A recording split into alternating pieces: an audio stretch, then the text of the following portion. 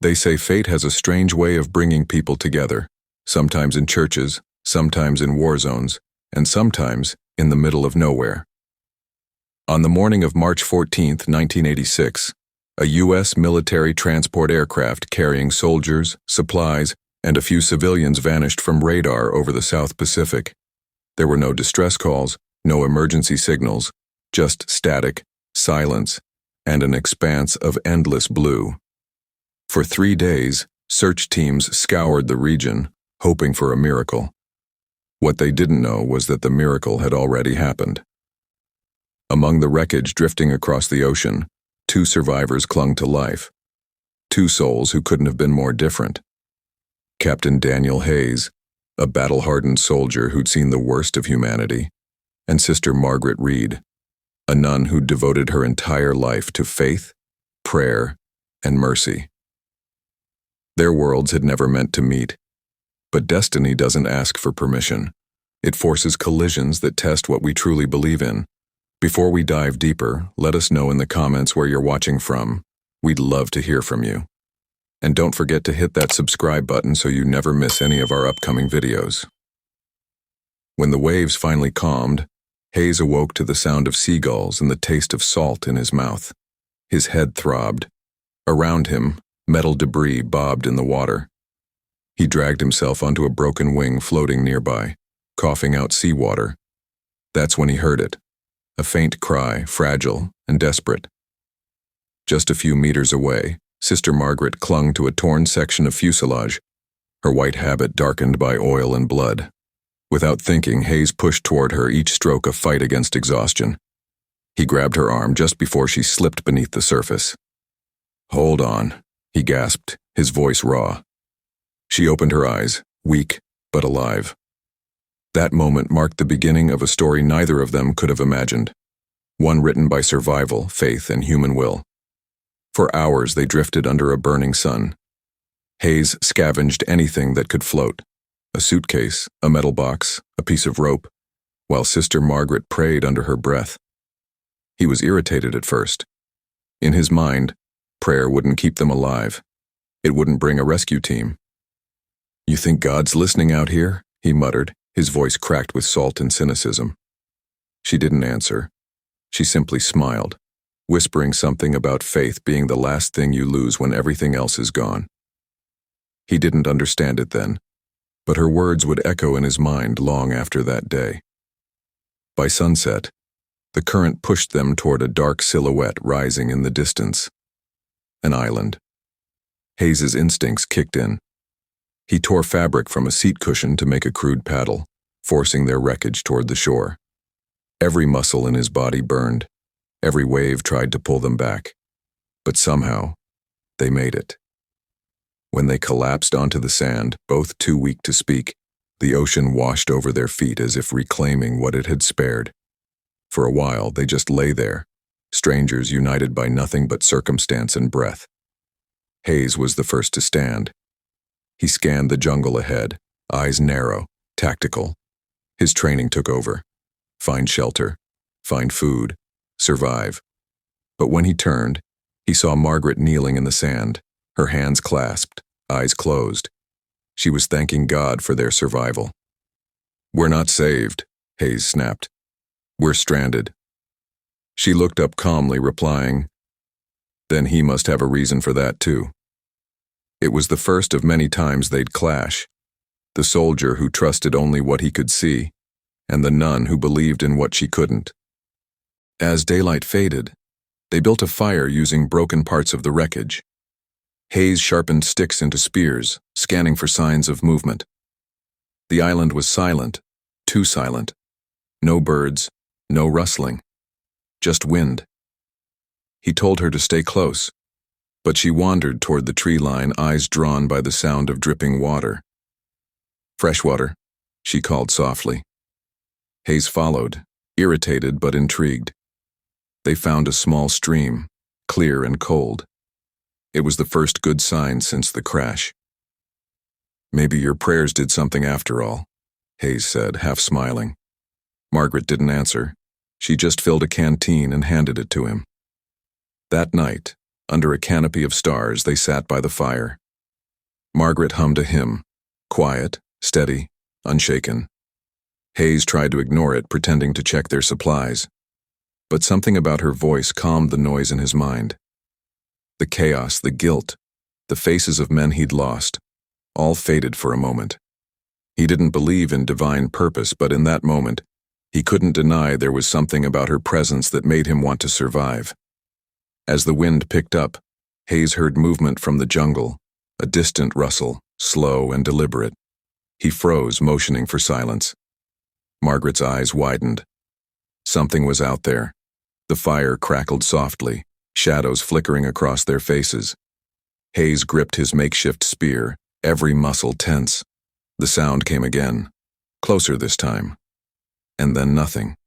Just silence and the dark. He stayed awake the entire night, eyes fixed on the trees. When dawn came, the world looked peaceful again, the kind of peace that hides what waits beneath it. Hayes rose, exhausted but alert, scanning the horizon. Margaret approached quietly, holding half of a coconut shell she'd found. "Breakfast," she said softly. He nodded, saying nothing. As he looked at her, this woman of faith who refused to break, he realized something that unsettled him deeply. The real fight wasn't against hunger or the jungle. It was between the two of them. Survival against belief, reason against faith, and only one would keep them alive. Days turned into weeks. Their world shrank to sand, salt, and silence. The waves carved the same rhythm into their minds, a metronome of isolation. Captain Daniel Hayes had built a crude shelter from broken wings and palm leaves, his hands blistered, his uniform torn. Sister Margaret spent her mornings kneeling in the sand, whispering prayers no one answered. They spoke little, only when the need was greater than the pride that separated them. Each sunrise was a small mercy, each sunset a quiet surrender. Hayes rationed what little food they had, his military instincts reducing life to calculations, how long they could last, how much they could endure. Margaret saw it differently. For her, every breath was a gift, not a measurement. The silence between them began to shift from uneasy to unbearable. Hunger gnawed through patience, and desperation stripped away civility. On the 11th day, Hayes caught a seabird with his bare hands, its wings thrashing wildly. He snapped its neck without hesitation. Margaret froze, her face pale with grief. "That creature was innocent," she said quietly. "So were the men who died in that plane," he replied. The moment cracked something inside them both. She refused to eat, her faith commanding her to endure. Hayes turned his back, anger and guilt merging like storm clouds on the horizon. That night, rain came like punishment. A violent tropical storm tore through their shelter, sending shards of wood and metal flying. Lightning illuminated the fear in their eyes. Hayes wrapped his arms around her, shielding her from debris as thunder rolled across the island. For hours they fought nature itself, his strength against her faith, his body against the fury of the sky. When dawn came, they were soaked, exhausted, but alive. Margaret opened her eyes to see him collapsed beside her, his body trembling from exhaustion. For the first time, she saw not a soldier, but a man carrying the weight of ghosts.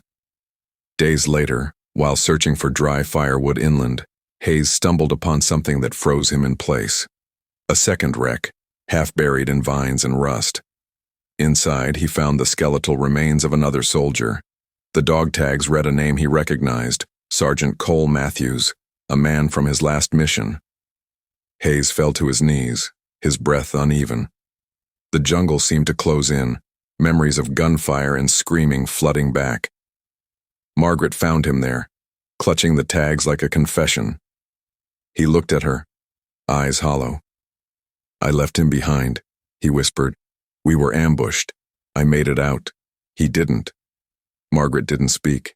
She knelt beside him, placing a hand on his shoulder. "You can't outrun your past in a place with no roads," she said softly.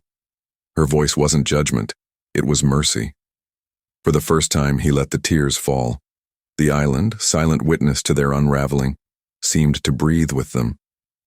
That night, as they sat by the fire, the broken radio Hayes had salvaged from the wreck crackled faintly. A flicker of static. A sound. Faint. Almost impossible. Hayes lunged toward it, twisting the knobs. The light blinked once, then again. Margaret leaned closer, whispering, "Is it real?" Hayes didn't answer. In a world that had given them nothing but silence, even a ghost of a signal felt like salvation. But as the sound faded into the night, neither could tell whether it was hope or hallucination. The next morning the sky was heavy with gray clouds, the air thick with a stillness that felt almost sacred. Hayes sat beside the broken radio, its lifeless shell resting between his hands. All night he had been working to repair it, rewiring, testing, refusing to surrender. Then, at dawn, a faint voice cut through the static. A distress signal. A voice asking for coordinates. Hope, fragile and flickering, had finally returned. But there was one problem. The radio needed power, real power, the kind only the plane's main battery could provide. It was buried deep in the jungle wreckage, half a day's trek away. Margaret stood beside him, her body frail, but her resolve strong. "Then we'll go together," she said softly. He wanted to argue, to shield her, but he saw the fire in her eyes. For once, the soldier followed the nun. They walked in silence through the dense foliage, their footsteps sinking into the damp earth. Every branch, every echo carried memory of battles fought, prayers unanswered, and guilt unspoken. When they reached the wreck, twisted metal jutted from the ground, like the bones of a fallen giant. As Hayes pried the battery loose, the sky darkened again. Rain began to fall, first gentle, then cruel. A loose beam collapsed without warning, sending shards of metal across the clearing. Hayes ducked, but Margaret wasn't fast enough. A jagged piece tore across her side. She stumbled, blood soaking through her torn habit. Hayes caught her before she fell. "You're going to be okay," he whispered, his voice breaking. She smiled weakly, her breath shallow. "You were sent here to live, not to die with me," she murmured. He refused to leave her, but she pressed the battery into his hand. "Go," she said, her voice barely audible. "Go finish what you started." Hayes ran through the storm, the jungle twisting around him like a maze. Every step was agony, every breath a battle. He reached the shore, connecting the battery with trembling hands. The radio sputtered, static, then sound, then a voice. "This is Coast Guard Patrol Delta. Identify yourself." His shout cracked through the rain, desperate, wild, alive. Above him, engines roared. 2 rescue planes circled overhead, searchlights cutting through the clouds. For a moment, time stood still. He turned toward the jungle, waiting for her to emerge. But the trees remained silent. The rain washed the sand clean, erasing everything but the single trail of footprints leading to the water's edge. When the rescuers found him, Hayes was on his knees, clutching her cross. He didn't speak a word. He didn't need to. They lifted him aboard the helicopter, the island shrinking beneath them, just a speck of memory in an endless ocean. In the years that followed, Hayes disappeared from the public eye. The soldier who had once lived for orders now lived for meaning. Locals on the coast would later speak of a man who came every Sunday to a small chapel by the sea. He never stayed long. He would light one candle, whisper a name no one knew, and leave. Around his neck hung a chain, her cross, worn smooth by time and touch. He never remarried, never re-enlisted. When asked what kept him alive, he would only say, "Someone believed I could be." In the quiet of that chapel, the sea's whisper through the window carried her words back to him. Salvation hadn't come from the sky. It had come from the heart that refused to give up on him. And perhaps that is what faith truly is. Not in miracles, but in moments when one soul keeps another alive. Before we go, tell us, what would you do if you were stranded on an island with someone who challenged everything you believed? Let us know in the comments and don't forget to subscribe for more true, powerful stories like this.